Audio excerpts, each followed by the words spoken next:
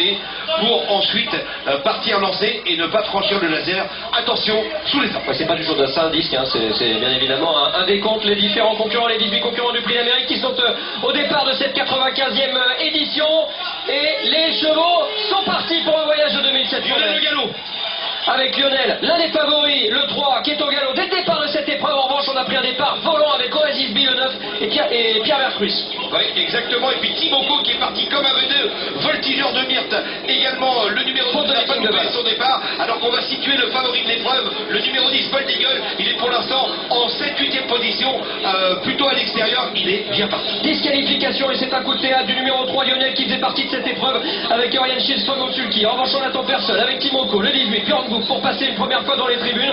Il restera un tour à parcourir dans son sillage. Le 9, c'est Oasis B, la casaque blanche, avec le 14, Mosaic Face, qui vient en 3e position, et on se rapproche à l'extérieur avec le 8, c'est Support Justice, la casaque noire, qui va essayer de venir prendre la tête au passage devant les tribunes, avec dans le sillage de Support Justice, Bold Eagle, le grand favori. À mon avis, Franck Nivard a décidé d'avancer aujourd'hui. Et puis, qui l'emmène dans son siège, Bold Eagle? Eh bien, le tenant du titre, le 17, Up and Quick, Jean-Michel Bazir, qui va tenter également de se rapprocher de la tête de course. Mais pour l'instant, Bold Eagle se rabat en 2e position dans le bas de la descente.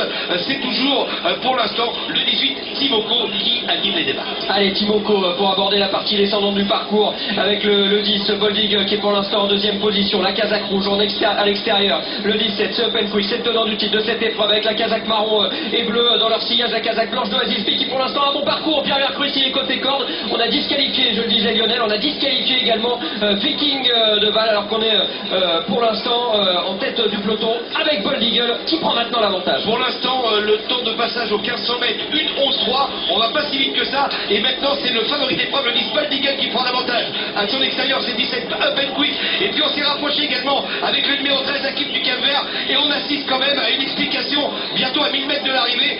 Sébastien avec Up and Quick qui met la pression sur Bold Eagle, mais pour l'instant, Franck Nivard semble contrôler les opérations. Voilà, une bataille de patrons en tête avec Bold Eagle, et pour l'instant Franck Nivard qui est en train de tirer sur Cyril. On le voit, Bold Eagle en rouge en tête avec Up and Quick, le tenant du titre en marron et bleu à l'extérieur, avec en 3e position Hakim du Cap-Vert, Hongrie, qui s'est rapproché et qui est dans le sillage de Up and Quick. Pour l'instant, range son frein côté corde, la casaque blanche avec Oasis B, c'est le numéro 9, également avec le 5, Moses Rock, qui est complètement fermé, ligoté au sein du peloton. On est en 6-7e position à l'extérieur avec la casaque jaune et rouge, c'est celle de Voltigeur de Myrte, 2e de cette épreuve l'an passé. On aborde le dernier tournoi et on a l'impression que Franck Nivard fait la planche au sulky du 10. Bold Eagle, on a passe à l'attaque avec le numéro 13 maintenant, Hakim du Cap-Vert, qui fait accélérer Bold Eagle, mais on n'a pas encore débouché les oreilles du champion qui semble aller par-dessus, toujours en bonne place, le 18, Timoko. On va assister à une belle arrivée avec le numéro 9, Oasis B, qui est toujours en contact, et puis on tente de revenir avec Voltigeur de Myrte, l'entrée à une droite, Bold Eagle, Sébastien qui semble avoir les choses en main, mais attention à Timoko, s'il trouve l'ouverture, il va être dangereux. Et c'est terminé pour Up and Quick, le tenant du titre avec Bold Eagle, quel avantage. Timoko qui est dans son sillage, qui va être décalé maintenant par Björn Goop. Bold Eagle, la casaque rouge qui va essayer d'aller au poteau maintenant. Timoko en orange et bleu qui est en 2e position. Bold Eagle à 5 ans. Bold Eagle pour son premier prix d'Amérique. Timoko est 2e, la 3e place pour Oasis B, la 4e certainement pour Hakim du Cap-Vert devant Moses Rock, me semble-t-il. Quel succès incroyable de Bold Eagle. Il a 5 ans, c'est extrêmement rare de voir un concurrent de 5 ans s'imposer dans ce prix d'Amérique. Le dernier à l'avoir fait, c'était Offshore Dream, c'était en 2008. Offshore Dream qui s'était imposé en 2007 et ensuite en 2008. Et regardez, on voit Franck Nivard qui lève sa cravache au passage du poteau. C'est fait pour Bold Eagle, le grand favori, le favori de la France entière. Il a 5 ans, il n'a pas déçu le champion de Pierre Pilarski qui était un peu tendu avant la course. La 2e place pour Timoko, extraordinaire, le numéro 18 qui se classe 2e après sa 3e place de l'an passé. Il a 9 ans, il est toujours là, Timoko, et une image formidable au passage du poteau. On a vu Franck Nivard et Björn Goop, tous les deux main dans la main au passage du poteau, sulky de leurs partenaires respectifs. La 3e place pour Oasis B, Pierre Vercruis qui a eu un parcours en or dans le sillage des animateurs et qui ne l'a pas gâché. La 4e pour le 13, Hakim du Cap-Vert. La 5e pour le 5, Moses Rob, qui n'a pas déçu non plus, puisque lui nous avait habitués à de bonnes courses dans les préparatoires. Et c'est Soléa Rivelière qui va échouer aux portes du Quintet pour ses 5 premières places, 10, 18, la 3e place pour le 9, devant le 13 et le 5. Quelle victoire incroyable de Bold Eagle, Frédéric. À 5 ans, c'est très rare déjà de voir des chevaux. C'est vrai qu'on dit souvent que le pourcentage de réussite des chevaux de 5 ans dans le Prix d'Amérique n'est pas terrible. En même temps, c'est rare de trouver le Prix d'Amérique à 5 ans. Ouais, j'ai des frissons, on va te retrouver tout de suite Pierrick Ten. Exactement, dans les tribunes, Pierrick. Avec Fifi l'heureux, on l'a vu tout à l'heure, on l'a rencontré, il était stressé. Fifi, président des fan club de Bold Eagle. Vous avez vibré pendant toute cette course, on vous a vu heureux à la fin de la course. Ah ouais, non, on sautait en l'air là. On a eu peur parce que tout à l'heure dans le deuxième 8, il était pas top, on l'a vu faire la faute. On était inquiet, il y avait le stress. Et là, quand il est parti tout à l'heure, il faisait encore le foufou comme d'habitude, mais quand il a volté, on a eu peur qu'il parte un peu au galop. Et puis après, il a déroulé, là. Il est vraiment, à partir de 1000 mètres de l'arrivée, on savait que c'était fait. Là, ah ouais, battu le record en plus. Écoutez, battu le record. Génial, quoi. Franchement, c'est un extraterrestre. Fifi, vous avez les larmes aux yeux, il y a beaucoup d'émotions. Ah ouais, j'ai palpitant pendant toute la course. Et là, c'est le stress qui s'en va et c'est génial, quoi. C'est génial, voilà, c'est fait. Donc voilà, des larmes pour Fifi, qu'on va le laisser parce que maintenant, il va aller se rendre vers les écuries, il va aller voir Bold Eagle, il va essayer en tout cas de l'approcher pour cette première victoire pour le cheval de 5 ans dans ce prix d'Amérique. Et on retrouve tout de suite Florent Gautreau qui est avec Franck Nivard, le driver du lauréat.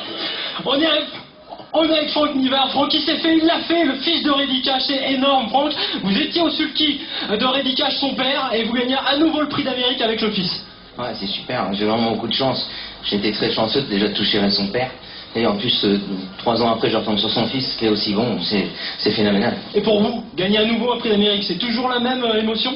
Ah ouais, un prix d'Amérique, c'est un moment intense, hein, et c'est vraiment des super moments. C'est sûr que c'est pas la même émotion que le premier, mais ça fait très très plaisir. Racontez-nous comment on vit une course comme ça quand on est au sulky, derrière un cheval aussi phénoménal que Bold Eagle. Ah, déjà, c'est plus facile quand on a le bon cheval. Il est un peu au-dessus de la mêlée. Je n'ai pas pris trop de risques, je suis parti dans le milieu. Et un petit peu en retrait, et après j'ai préféré venir dans les tribunes quand j'ai vu Open Quick allait venir. Et après j'ai bien senti qu'en montant j'étais vraiment au petit trot et j'avais qu'une crainte, c'était Timoko dans mon dos. J'ai tout fait pour essayer de le tenir un peu le plus longtemps possible au chaud. Et quand j'ai redémarré en ligne droite, il a vraiment été impressionnant. On avait dit qu'il avait fait un mauvais échauffement, mais en fait il était au top, à nouveau au top en compète. Ouais, Sébastien m'avait dit te fie pas du tout au hit, le chat est vraiment parfait au 100 mots au travail, je peux pas l'avoir mieux, donc il avait raison. Voilà, Franck Nivard, le driver qui gagne un prix d'Amérique avec Bold Eagle, le fils de Reddy Cash. On va le laisser parce qu'il faut qu'il se décontracte, hein. C'est ça. Et Franck met le public. Et dans quelques instants, on pourra être avec lui dans son box à son retour bien mérité et son repos bien mérité après cette victoire dans le prix d'Amérique. Bold Eagle, voilà, qui va retourner gentiment vers les écuries après cet effort de 2700 mètres, cet effort formidable, on le rappelle, 11,4 pour la réduction kilométrique de ce prix d'Amérique. Record battu aujourd'hui, un prix d'Amérique, j'ai envie de dire, de tous les records, avec ce 5 ans qui s'impose, avec ce record à la clé. Nibaza est toujours du côté des VIP et personnalités, avec Jean-Luc Reichmann. Alors est-ce que c'était son premier prix d'Amérique, Annie?